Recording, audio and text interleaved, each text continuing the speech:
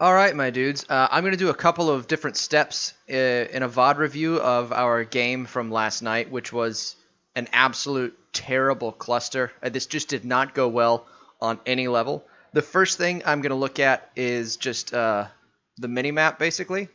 We're going to look exclusively at the minimap. And then after that, sort of vision check, which I know was a problem for us, and I'm largely to blame for that.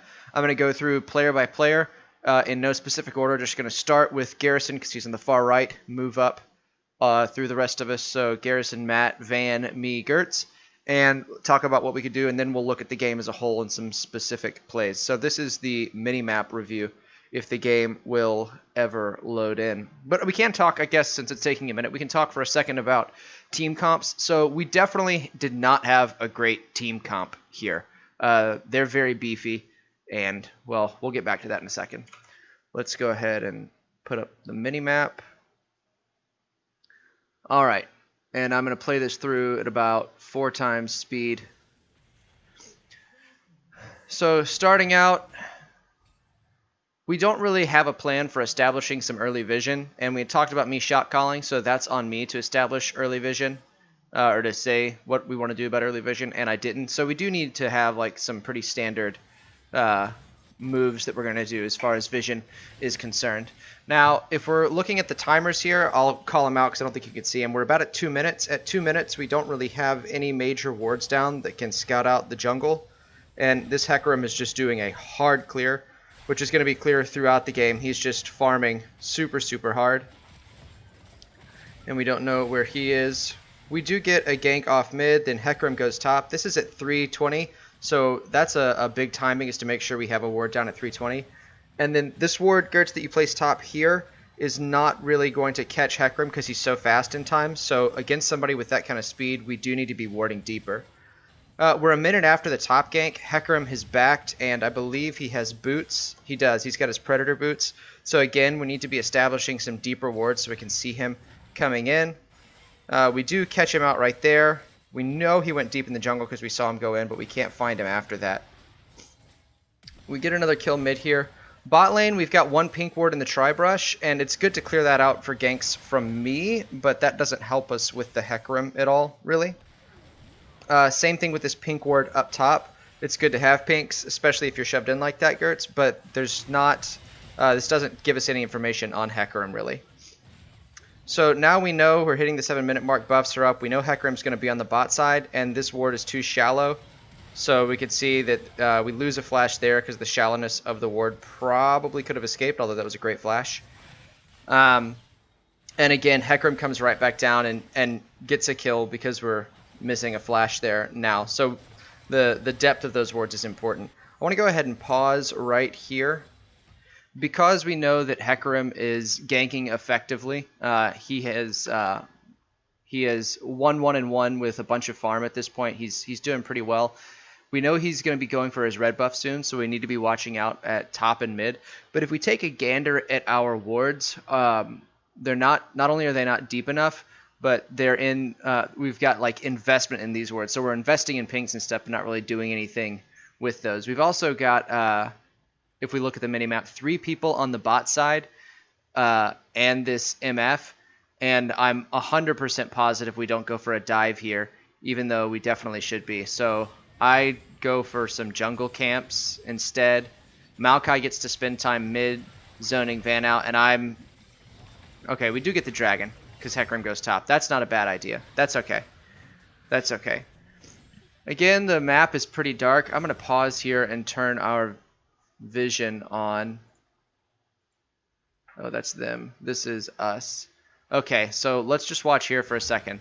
We don't have vision on this Hecarim at almost anything. This is just a very, very dark map, and that is no bueno for us. And we're going to see some consequences of this pretty soon. Hecarim comes in. That's a great play mid by Van to stay alive. We actually get a kill. We do see the MF and Maokai come up, so that's good. But again, we're very dark all over. We don't see... Gertz pinged the Alawi Mia, but we don't see where she is, and so she gets to come in and get some kills and then go back up top. I'm going to speed this up to 8x because I know nothing happens for a bit. Okay, what's going on here, if we're watching the minimap, is we've got a lot of pressure mid, and we're not countering that with significant pressure bot, and it has to do with our rotation timings.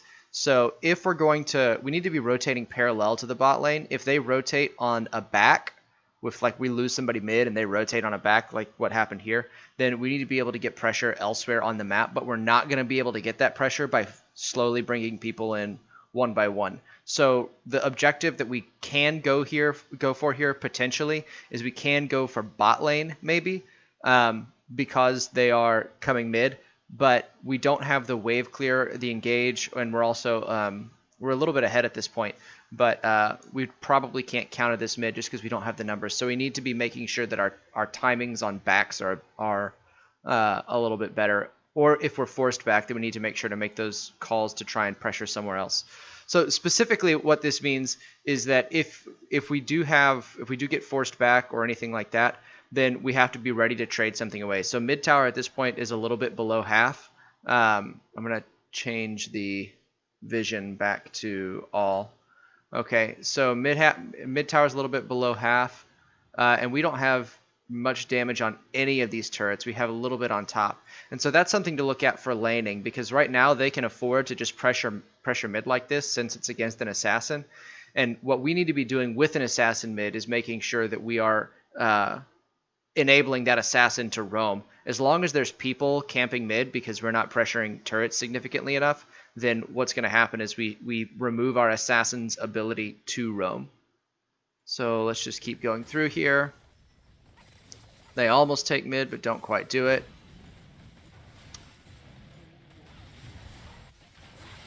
So at this point, Van goes for on a sort of a hunting expedition in the mid lane, or in the top side of the jungle, and ends up getting a kill. But there's way too much time spent on something. It's an inefficient use of time, even though ultimately the play is good. And we're also about to get to a point where things start going badly. We lose the bot lane. We do, oh, this is good for us. We win mid. Let's start, okay. So what happens here is really interesting because we end up taking 3 turrets in a row and then start losing really badly. So I'm curious to look at this for the rest of the game to see what happens after this point that causes us to start getting just crushed so badly. We have a ton of vision around here. Like, look at all this vision, but we're not doing anything with it. Like this vision doesn't serve a purpose right now based on where we are on the map, and a lot of these wards are relatively old, so I'm not saying that's necessarily a bad thing. But we need to make sure that our vision has a specific use to it. So we end up almost taking the inhibitor here, or inhibitor turret, but not quite taking it, and then dying a whole bunch. And it's at this point that the game starts to just be out of control.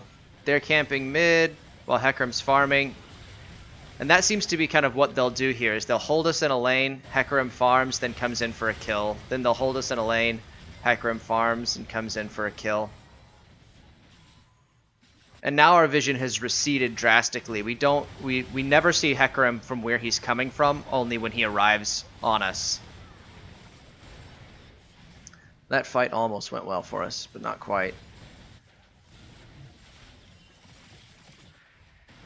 We do get really lax on vision here, and our vision, if we pause right here, the vision that we established around this dragon is vision after the fact. All this vision that we have is like, it comes in a little bit, it's not stuff that we see beforehand, and even then it's too shallow. So Hecarim is going to start, if we're looking at the minimap and we're fighting around here, Hecarim is going to start his charge up, you know, somewhere in here in the dark. So it's really important that we start to get this vision around sort of the deep parts and the flanks. And so if we're looking right here too, where this Hecarim comes from, I'm going to back it up just a little bit and then play forward. Just watch when we see Hecarim appear, he appears and then it's over. Right, so this is the part where the game is now out of control because we never really have a way of controlling that Hecarim and coming in and killing the people that might have a chance of actually killing the assassins on their team, or the DPS on their team. So we don't have a way of dealing with their DPS. and that's specifically around Hecarim. So we do see him coming up there, but again, we don't actually react to it in time. We don't react to the Hecarim actually doing anything, and then the game ends. So if there's one lesson to pull away from this, it's that vision has to be...